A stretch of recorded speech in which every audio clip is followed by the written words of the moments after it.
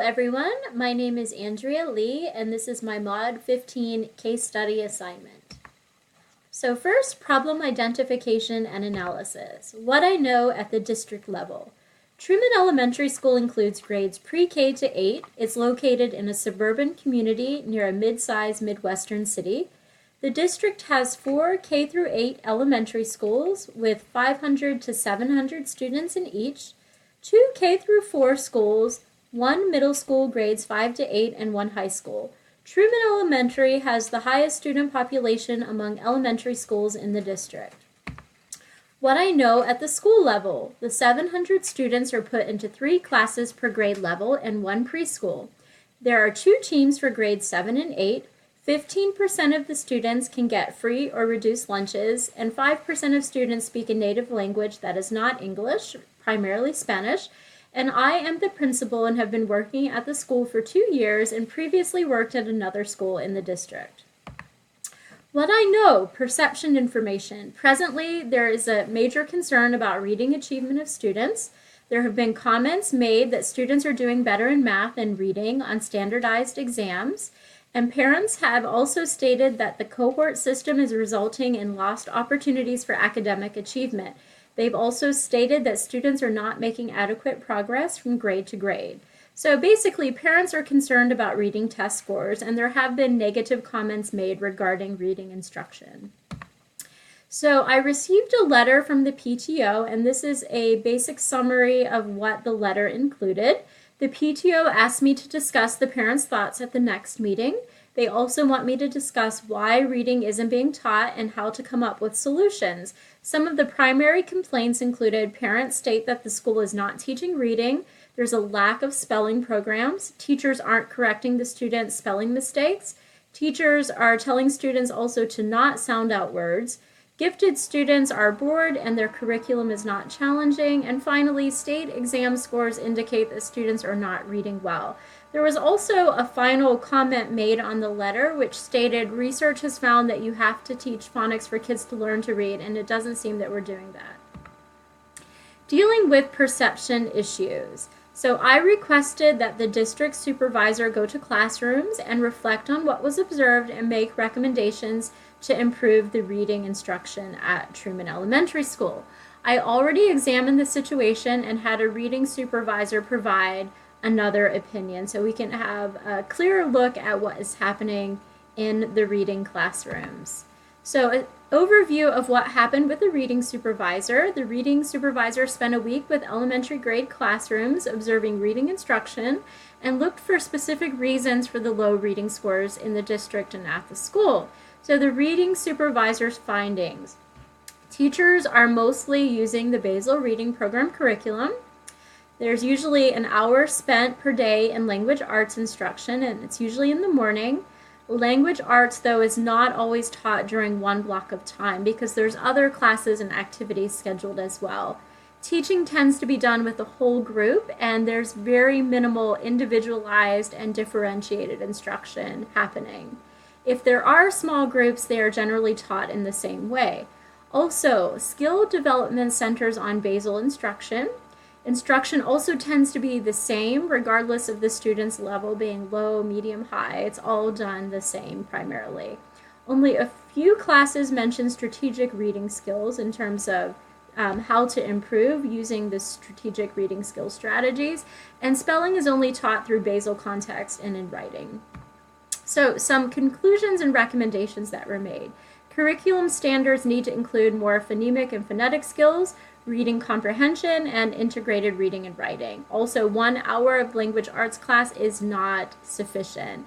Classroom instruction also needs to focus more on all aspects of reading. There needs to be more focus on word skills, reading level appropriate books that challenge the students, focusing more on learning comprehension strategies, and writing about what the students are reading in class. Instruction should also focus more on the needs of individual students, so there needs to be more individualized and differentiated instruction. Teaching also needs to be more flexible. There also needs to be more diagnostic information available. In addition, professional development should be available to staff and should promote effective teaching. Some teachers may also need to make significant changes in terms of their pedagogy and materials that they're using. They might need a lot of assistance. But some teachers already seem to be moving in the right direction and won't need tremendous help. There's also a grant program, so I'm going to need to gather resources and information from the school and district to complete the grant application. Grants are awarded based on need, preparation, research base, and budget activities. And the funding differs. There's also one grant that's $500,000 that can be given to a consortium of districts and schools. So there is a list of important dates that I need to pay attention to, but there wasn't really any clarification in terms of the years there. So hopefully this is relevant to the present year and I can apply for the grant. What I need to know, there's actually a lot of questions and I could have added many more to this list, but this is a summary of some of the key questions here. What are other schools and districts in the states doing? In our state, in other states, and even in other countries, maybe countries that are performing well in the PISA exam, what strategies are they using? What actions did the previous principal take? What types of interventions or programs are in place to help the students who aren't performing well? What types of professional development and past education did the teachers have regarding reading instruction? You know, if they went to school, 20 years ago, what they learned about reading instruction is very different from what is taught now. There are newer strategies, newer programs available. Does data related to demographics tell me anything? Has the data been fully disaggregated? How do teachers feel about reading curriculum and pedagogy? The PTO letter states that a lot of parents are concerned, so how many is a lot? Maybe we need some concrete data on that. How much reading is taking place at home? How is data being used to make decisions about reading instruction? How is scholarly research being used to make better decisions regarding reading instruction? And how are other schools in the state performing on reading exams and other schools in the district as well? So the problem, some grades saw a decline in the median percentiles of reading scores. In terms of reading level, some grades saw a decline in cohort change and grade-to-grade change scores.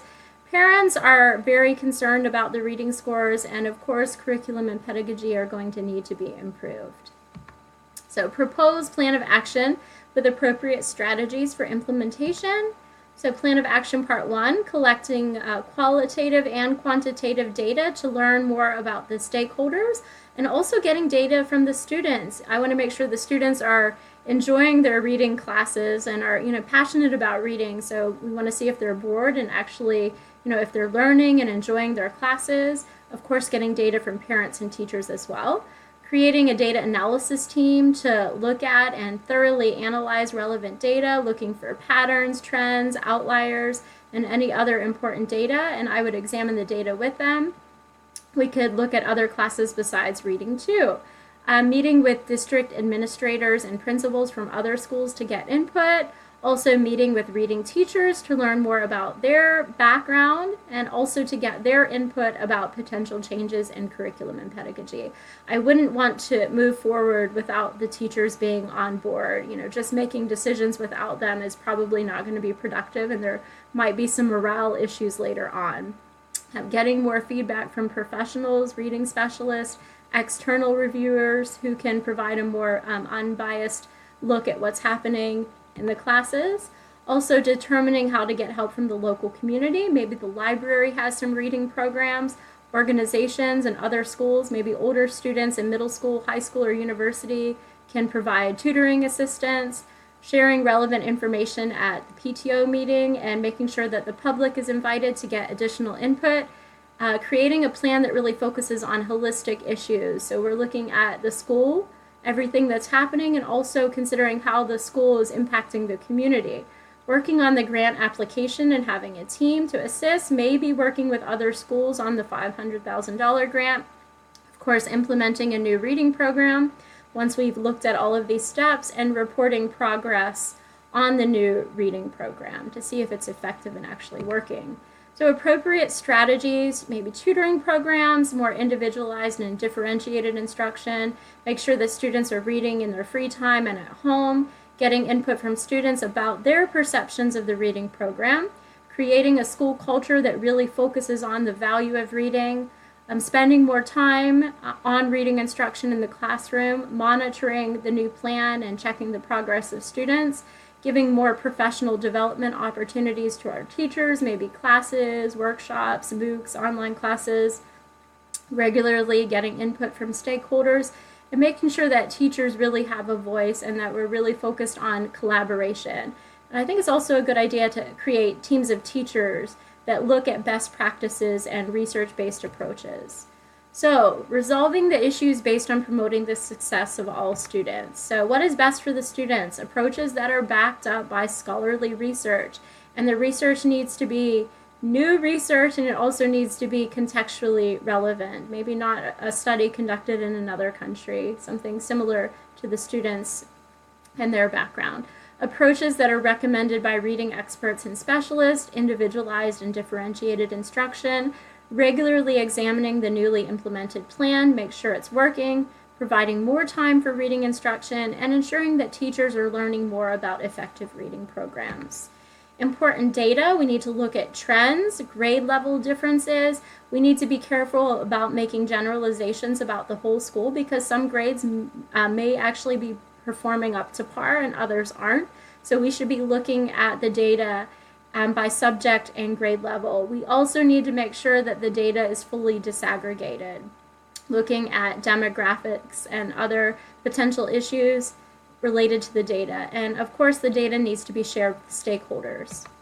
So debrief the problem through reflection, thoughts, feelings, and values. Thoughts, maybe the teachers have been using the same system for a long time and don't want change. Not sure about the last principal's actions. Perhaps there are some underlying issues, biases, or problems that I need to think more carefully about. Feelings, being careful to not anger teachers, parents, and other stakeholders. I want to make sure the morale of the school is really good. Thinking about what is best for students and the school as a whole, and maybe worried about not having enough time to finish the grant application, especially if I want to go through all of the steps and processes before completing the application. Values, promoting a culture of respect for all stakeholders, giving everyone a voice. I obviously can't accept all opinions, especially if they differ, but listening and truly valuing other ideas is critical. And creating a plan that really centers on the needs of the school, focusing on student success. Unresolved issues. So how are parents going to react? How are teachers going to react? Am I going to have enough time to finish the grant application? What if it's not accepted? Are there other funding options? What types of workshops or professional development can be provided? What will happen in upcoming PTO meetings? And how do other stakeholders feel about the issues? And there are certainly others that could be added to this list. And using evidence to promote success. So continuous improvement. PTO meetings should include all stakeholders. The public should be invited. Starting a new reading program, monitoring it to make sure that it's effective, resulting in better scores.